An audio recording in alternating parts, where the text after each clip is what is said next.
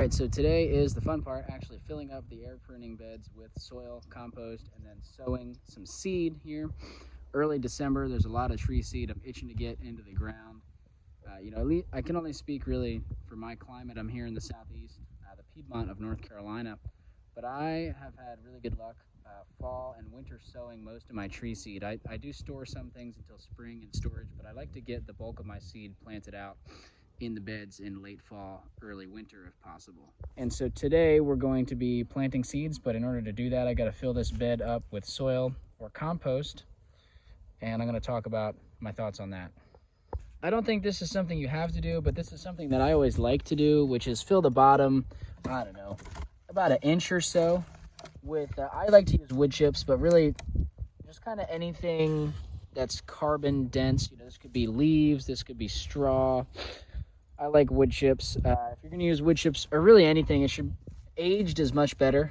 So this stuff has been aging for about a year. You can see there's a decent amount of fungal growth growing on there. All those little hyphae growing around, right? So I first saw Sean over at Edible Acres do this, and it's kind of just like hugelkultur in a container. And I don't have any hugelkultur beds here on this landscape, but I really like doing this in containers. It just feels right for some reason. Again, I don't think you have to do this step, but I like to do it. I enjoy it. It seems to encourage fungal growth down here at the bottom of the bed that's going to support then the breakdown of the compost and building soil and helping the trees. Because these beds have this screen at the bottom, this stuff drains really well, so there's very low risk of this stuff getting too soggy or like waterlogged. But because there's a nice layer of compost and soil that's about to be on top of it, the wood chips should stay pretty moist, and they'll start to break down pretty fast since they're already aged and already breaking down. And they should just turn right into humus or into compost pretty quickly as the trees get growing here. We'll probably see in some of the unboxing videos later on when I start pulling the rest of these trees out, I can try to show, I did this wood chip method on all these beds a year ago, and as I've been digging them out of some of these beds I've started to dig into, there's hardly any wood chips left at the bottom. It's all just nice, rich compost material, the occasional chunk of woody stuff, so it does break down, and I was really happy with how the trees did overall in these beds. So it seems to at least anecdotally be working for me, and I like doing it, but like I said, definitely don't have to do this step. And I think really with all of this, there's a lot of flexibility as far as what you can put into these air pruning beds. I've tried a pretty narrow range of materials and had good luck, and so I'm kind of sticking with that because it's the material that I have available to me. But I think none of this is a rule. You can try different things and different things will work. I've mostly filled the beds that I've built in the past with leaf compost, as like 90% of what the medium is just aged rotted leaves. Looks like this. I get this stuff from a local municipality. It's nice and dark. You do have to sift a lot of trash out of it because it just comes from leaves off the curb, off the side of the street, so there is some trash does come in it. Alternatively, I also make my own leaf compost, so this is a slightly fresher batch of leaves from last year, and it's been rotting down in a pile here, turning into nice good stuff. Got other videos on my channel kind of talking more about some of my thoughts on composting and ways to go about composting leaves and food waste and other stuff. If you're interested in learning more about compost, check that out, or ask any questions you might have. I'm always happy to talk about compost and kind of just share some of my thoughts and opinions about it. So anyway, I'm going to get the wheelbarrow filled up with leaf compost there from my piles back there. I am also going to add in some other types of compost this year. Right here, this little pile of material on the ground is basically I had built some hot compost piles last year. They failed to reach the required temperature to eliminate all of the pathogens. And so I just moved the material aside, stacked it up, and it's been sitting for a year. So it's now kind of like static compost. It had a lot of wood chips in it. It's basically wood chips and food waste for the most part. So I'll add some of this stuff into kind of a mix of leaf compost and this aged static stuff. I think the major consideration with compost when it comes to trees is the compost has to be aged. It has to be finished. It cannot be hot. If you put in material that has not finished breaking down in there with your trees, you're going to have some issues. Depending on how hot the material is, you can have different issues with that. But just generally, you want to use finished, aged, cold compost, stuff that's not going to heat up from decomposition in the air pruning box. That's very important. And so I'll just layer it up, and I like to wet it down as I go, add moisture in layers. If the material is dry, you want it to go in this box at pretty adequate moisture level. In some of these boxes, I added in a small amount of sand, just like native, local sourced sand from around the yard over here. I'm not sure that that's necessary. I don't think it hurt any of the boxes to add a little bit of native sand and soil. I think you want to avoid adding a lot of clay. You don't want to introduce too much clay into these boxes. If it's all you've got, you can certainly experiment with it. I would be a little bit concerned about the clay getting kind of mucky and compacted potentially, but it's not a guarantee that that would happen. So whatever you got, play around with it. But my experience has mostly been leaf compost and a little bit of sand. Yep, so now just a lot of shoveling, filling up the leaf compost or whatever you're using for fill into the beds. And I like to go through every couple shovelfuls and kind of maybe take out some larger woody chunks, go through and break up any big clumps of material. You don't want any huge aggregates, huge clumps. You want to break it up so it's nice and loose. See, a little bit of sand did get in here. That's okay. I was kind of scooping from the bottom of the pile. Might pull some of these old roots out. I don't know that you need to do that, but. And then here comes a rather important part, in my opinion, which is you do want to pack this stuff down, but there's kind of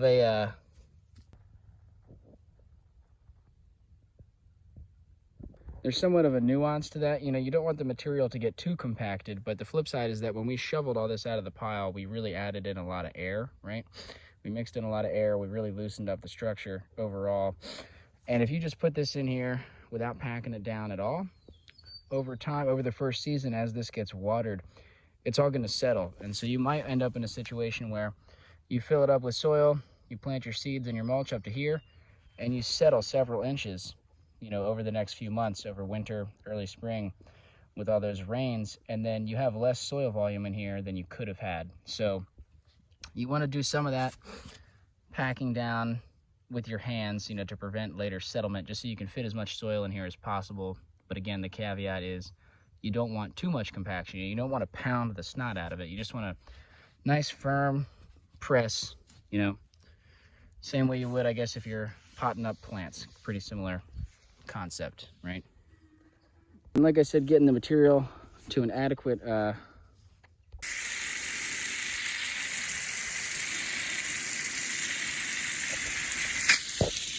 I don't worry too much about getting exact optimal moisture content in these beds. I'm not even sure what the exact precise optimum moisture content is. I just want it a little bit moist, right? I don't want it sopping wet. I don't want it bone dry. You can do the simple squeeze test with your hand. You can grab a handful of material, squeeze it as hard as you can, and try to count if any drops of water come out, between those cracks or there at the bottom of your palm. I got no drops on this, so that's typically a little bit drier than I like. I like to aim for like 1 or 2 drops coming out. And there's tables online. You can kind of loosely correlate the number of drops to the percent moisture content of a given material. Like I said, I really don't sweat it too much. I'm not aiming for something exact. I've just found in my experience, if I put the material in dry, like as dry as it is now or drier, it can be difficult to add moisture to these beds once they're all filled with stuff, filled with compost. It seems easier in my experience to get the moisture relatively close and then just keep watering as needed to keep it there, as opposed to once it dries out and gets really dry, it can just be difficult to rehydrate material sometimes, in my experience. So doing a little bit of wetting now just to add some moisture. One nice thing about air pruning beds is because they have that open screen on the bottom, water drains through really well. And so there's a very low risk, I find, of overwatering these beds, especially when they're filled with loose, fluffy compost. Depending on what you fill them with, certainly you could get some waterlogging if you have really thick, compacted stuff in there, like clay or something. But generally speaking, in my experience, these drain really well. And so I can just add what feels like an appropriate amount of water, every few inches as I'm filling the material. Just give them a squirt with the hose is kind of how I'm doing. So very loose, not exact. I should also mention, we're in the middle of a drought right now, and so that's definitely affecting my watering considerations. We're not going to get any rain probably for a little while. We haven't had any in a little while. And so if you live in a climate where there's much more frequent rain going on, you might not need to worry about watering these days as you're building them, because you might get a lot of rain in the off season.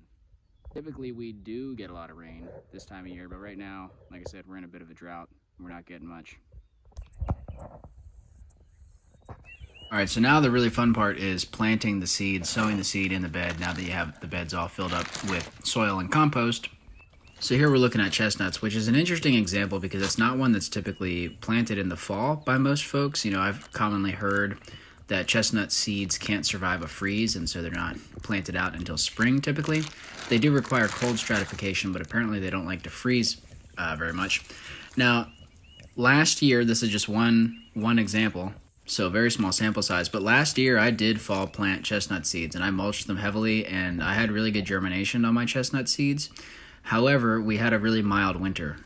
We certainly had freezes. We certainly had many nights in the 20s. We certainly had a couple days below freezing during the daytime, but for the most part, we were coming up into the 40s during the days on the coldest days, and we had a lot of temperature, a lot of daytime temps throughout the winter in the 50s and 60s. So it was a pretty mild winter down here.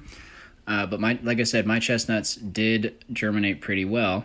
So this year I am fall sowing chestnuts again. About half, maybe 2/3 of my chestnut seed I'm sowing in the fall, mulching very heavily, and then we'll see if they germinate again in the spring. But anyway, that's just like a little aside about chestnuts. But you get your beds filled up, you get the soil nice and packed down an adequate level. It's properly moistened to your desire.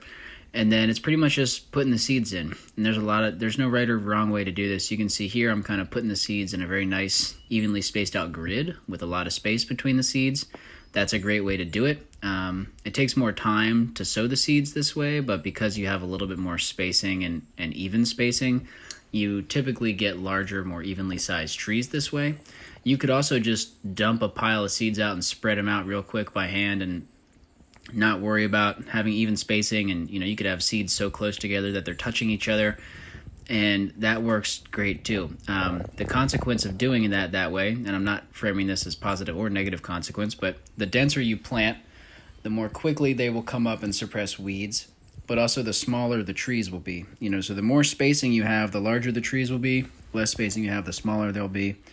And so here's some hazelnuts that I'm really giving a lot of space. I'd like to get some big hazelnut trees.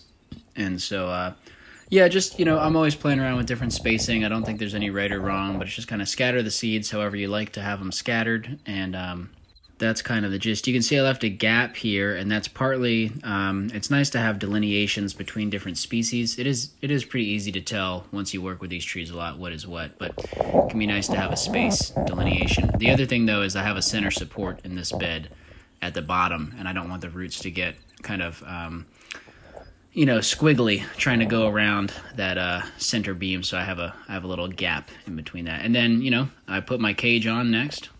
Since these are nut trees, I want to make sure that there's no gaps that rodents can get into, so I'm kind of giving it a good once over, and then I'm just filling this thing up with a lot of mulch to insulate and protect these seeds. I like to use a mix of fall leaves and aged wood chips. Whatever mulch you're using, aged is typically better, but there's lots of different mulch sources you could use. Leaves and wood chips are highly abundant and available to me, or relatively abundant and available to me. Sometimes it's hard to get wood chips out here. I'm kind of far from town. But anyway, other places you might have other stuff. You might have a lot of straw or pine needles, or any number of things can be used as mulch. If you really want to get fancy with it, the best mulch is probably mulch that's gathered from the species of tree that you're planting. So if you could get leaves and wood chips from a hazelnut patch or a chestnut patch, if you're planting hazelnuts and chestnuts, that's like kind of next level. Like I said, pretty fancy. You definitely don't need to do that, but the idea there is you might get some beneficial microbes that are specifically associated with those plants if you can get a mulch source from those plants. Just a fun little tidbit there. But yeah, I mulch these pretty dense. Like I said, the chestnuts, I want to keep them nice and insulated, and the hazelnuts and chestnuts both, they have a lot of energy in the seeds, so they can pop through a pretty thick mulch deposit. Smaller seeds, you got to be careful. You could really easily suffocate them with a lot of mulch.